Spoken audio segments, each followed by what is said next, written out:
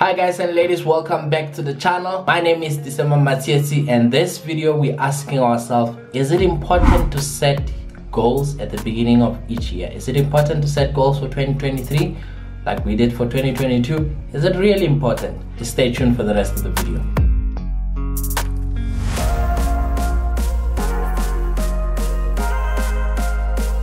I just had a conversation with my friend where I was telling him about this whole issue of setting up goals, and we took it left, right and center. I mean, we already know about vision boards. I mean, every other corporate training that you go into, every other session with your coach or your mentor, they always talk about write down stuff, write down goals, write down goals. And we always came back with this thinking, you know, maybe it was guided by the book Atomic Habits. Goals are not really important. They're not important at all. I've missed too many goals in my life to realize that goals are not important. If you set up a goal, you are more likely going to fail on it. What matters is if you change the habits. That's what they say in the Atomic Habits book. If you change your habits, you should be able to, get towards your goal. Say for instance, I want to start becoming an analyst. Like I met one person at the Gautrain station. She said she wanted to become an analyst, and then life happened. If you want to become an analyst, there's other things that you must take in place to becoming an analyst. Let's say for instance, you say, by the end of 2023, by December 2023, I should have a job as an analyst. I should have studied analyst-related course. I was going to go online and do Google Analytics. So we got three things. So what you're going to do is January, you start, you enroll for a course in March, you study, March you get the course, and then you go on, and then you start looking for a job. Before you do a job, at the end of the year, you are a complete analyst. So that's how they sell it to us. They say it's goal orientated. But what I said to him is, you must be careful of being in motion, trying to avoid procrastination. And that's the biggest killer. Because what happened mostly to me is I would start to say I want to become an analyst, and what I do is I would just be in motion to say, okay, I'm gonna study this, okay, I'm gonna look for this job, okay, I'm gonna do that. Just be in constant motion. Sometimes I might be, analysis paralysis when I'm going online doing my own research. Say for instance, I might spend a day or two going around, which course should I enroll for? Oh, there's this other course. Oh, there's this other course. Oh, there's this other course. You're taking too long. You are in motion to avoid procrastination, but you're not really going anywhere. You're just stuck on that loop. You're not moving over to the next step. After you choose a course, you move over, you apply for a course, you pay the fees, you take the course. That's what it is. So I might be looped on one side, just in motion.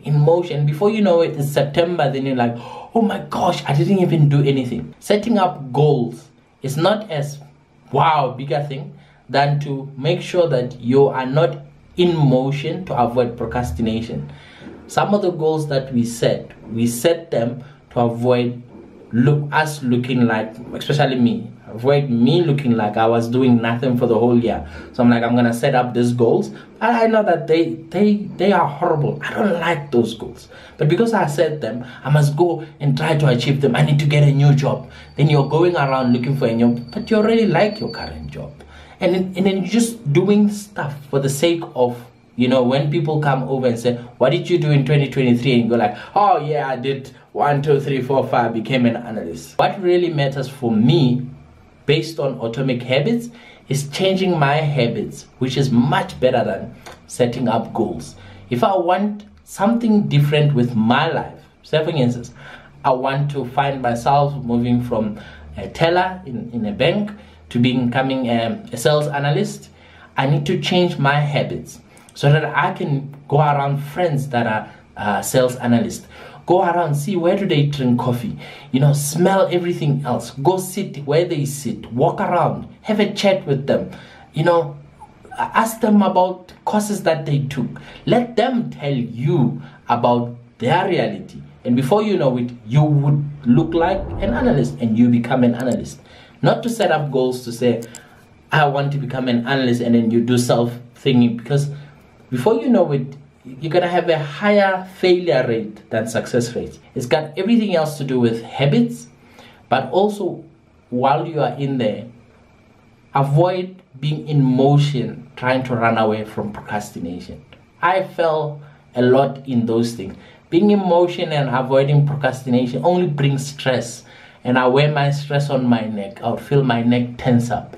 That's when I know that there's too much stress. I'm doing too many things. I'm trying to help everybody else, and I'm not moving forward, but rather I'm stepping in the same area, stomping up and down on the same area, just because I have this goal that I want to tell the whole world that I've accomplished. It's better to change your habits.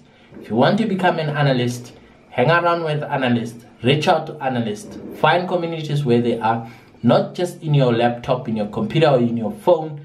Go out in the real world and find real life analysts. If you think that these videos are quite useful, quite helpful to you, please consider subscribing. If you found this one quite useful, the only way that I would know that what I'm saying is quite useful is if you hit the like button. If you hit it up, that's quite beautiful. Likewise, if you found something horrible here, hit the thumbs up. And I would even like it if you could leave me a comment on the stuff that you didn't like. Stuff that you liked, if you want a comment, it's always welcome. But stay tuned for the next video.